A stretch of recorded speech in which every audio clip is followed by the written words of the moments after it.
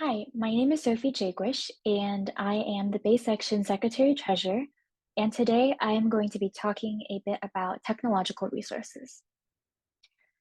So there are two kinds of tech-based events. They can be a little hard to distinguish. The first group is production events, and these include events like computer applications, word processing, spreadsheet applications, and database design and applications. The other group of tech-based events are called demonstration events, or they're sometimes also known as tech-based prejudged events.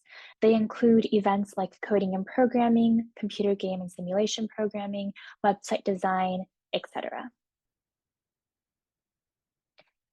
Before you start your tech-based event or project, it is really important that competitors read the competitive events guideline and the rubric for their event, which can both be found on the California FBLA website, and I've shown exactly where to find them in the screenshots below. You can find them in the resource library under competition resources. And this is extremely important because these guidelines and the rubric tell competitors exactly what to include in their projects and what they will be assessed on. You can also find on the California FBLA website important deadlines. This is more for production events because for production events, there is an on-site test that has to be performed before the regional conference. So things like proctor forms and when to submit those are all on the California website as well. And if you have any competitors doing production events, I highly recommend you go look at the deadlines because they are coming up in early December. All right, so for production events, the most helpful resource will be finding past material online. And this includes old practice tests or just practice tests online.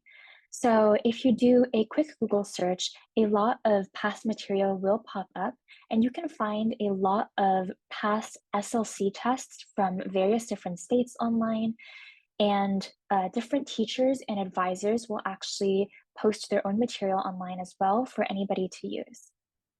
Additionally, certain states like Maryland FBLA provide free resources for competitors, like practice objective tests for the objective portion of production events, which competitors can utilize to practice their skills or practice their knowledge on the objective portion of the test.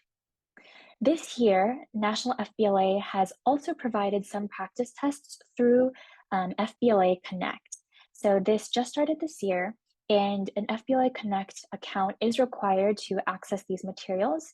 If you have trouble or you want to learn more about FBLA Connect, I highly recommend you check out the other video in our video series, and it covers everything you need to know about FBLA Connect.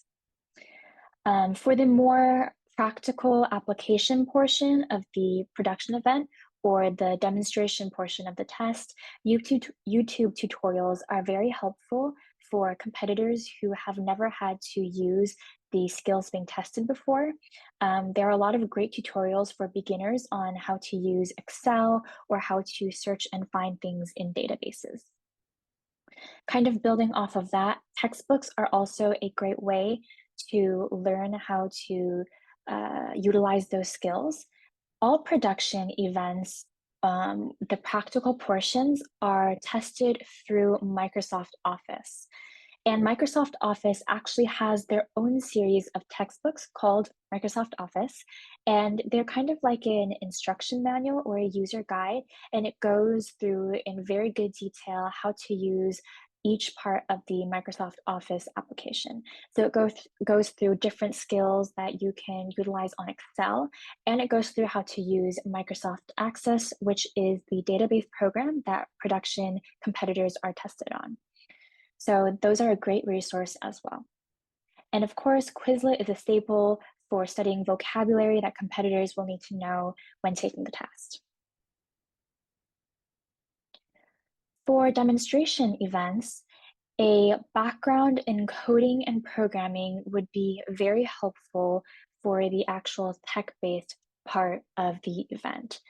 Of course, a background in programming is not required, but all demonstration events, except for website design, do require competitors to code their projects themselves. Now, this can be any form of code. It can be Java or it can be block code like MIT App Inventor or even Scratch. But if competitors are not comfortable with coding, website design is a great alternative. It's still a demonstration event, but it allows competitors to use templates like Wix or Weebly. Another quick note is for competitors competing in mobile application development, it's very important to make sure that when they program their event, they're using a compatible or supported platform. And those platforms are listed below: Google Android, Apple iOS, or Microsoft Windows. And they can also be found in the event's competitive event guidelines. On the more presentation side of the event, YouTube is a great resource.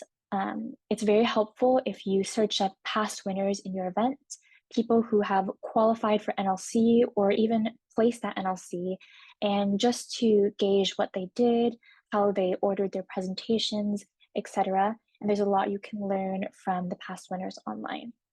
YouTube is also a great place if beginner coders want to learn more advanced coding in order to do a tech-based prejudged event or demonstration event to learn simple coding skills. Another great resource would be to connect with past competitors. This way, you can ask them all the questions you have about events. These can be past competitors from your own chapter or from other schools, or even just in the state. You can reach out to them through social media, etc.